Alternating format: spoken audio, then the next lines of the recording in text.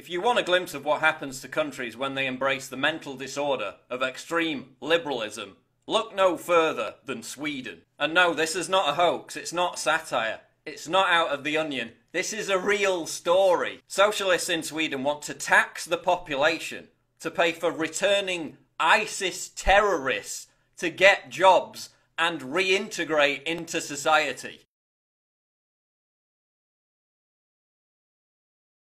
Arero Municipality Councillor Rasmus Persson wants to offer psychological help to enable jihadist militants overcome traumatic experiences they may have suffered while fighting in Iraq and Syria. Sweden's official coordinator against violent extremism, Mona Sahlin, wants to take the idea nationwide and impose a tax aid for immigrants who fought with ISIS. Taxing citizens to pay for the reintegration of violent nutcases who behead people, throw gays off buildings and stone women to death. It's liberal! And remember, this is a country whose taxpayer-funded expert on Islamophobia went on to join ISIS.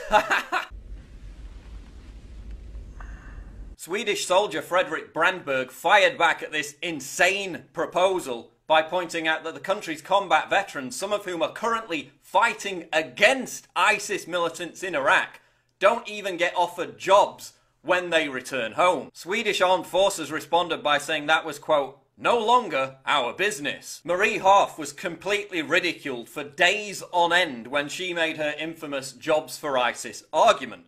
But there's no ridicule in Sweden. This is being treated as a legitimate debate. Now, there's also a big debate at the moment in Britain about how to prevent ISIS wannabes from leaving the country to go and fight in Syria. God knows why. I mean, just go and let them blow themselves up for all I care. But at least the hundreds of jihadists who are now returning to Britain are actually being arrested.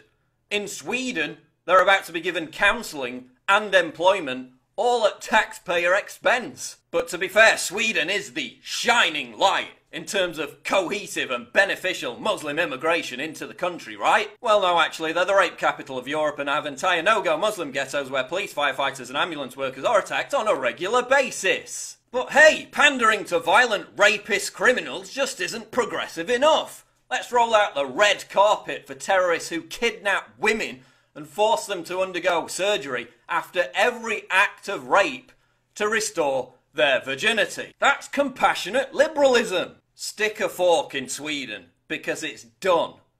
And this once proud nation can now only serve as a warning to others about what happens when governments become afflicted with the mental disorder of extreme liberalism. Check out the other videos, subscribe to the channel. I'm Paul Joseph Watson for Infowars.com.